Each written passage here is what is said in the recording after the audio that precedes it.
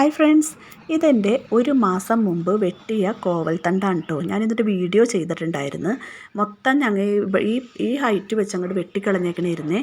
അപ്പോൾ ഇപ്പോൾ ഒരു മാസമായപ്പോഴേക്കും നല്ലതുപോലെ കോവലിൻ്റെ തണ്ടുകളിൽ നിന്ന് നല്ലതുപോലെ തളിരിലകളും വള്ളികളൊക്കെ പിടിച്ച് വന്നിട്ടുണ്ട് കേട്ടോ. അവിടെയൊക്കെ നല്ല കട്ട കുത്തി വള്ളികൾ പിടിച്ചേക്കണേ. നമുക്കതൊന്നും ഇങ്ങനെ സ്പ്രെഡ് ചെയ്ത് കൊടുക്കാൻ പറ്റണില്ല. കാരണം കിളുന്ത് ഇത് വള്ളികളായത് കാരണം പെട്ടെന്ന് തന്നെ അതിങ്ങനെ ഒടിഞ്ഞു പോണേനെ.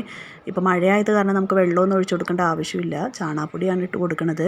വെള്ളമൊന്നും ഒഴിക്കണില്ല. അങ്ങനെ പെട്ടെന്ന് ഇതിൻ്റെ തണ്ടെങ്ങാനും ചീഞ്ഞു പോയാൽ പിന്നെ ഇത് മൊത്തത്തിൽ പോകും. പക്ഷേ നല്ലതുപോലെ പൂവും മൊട്ടും ഒക്കെ ഉണ്ടായിട്ടുണ്ട്.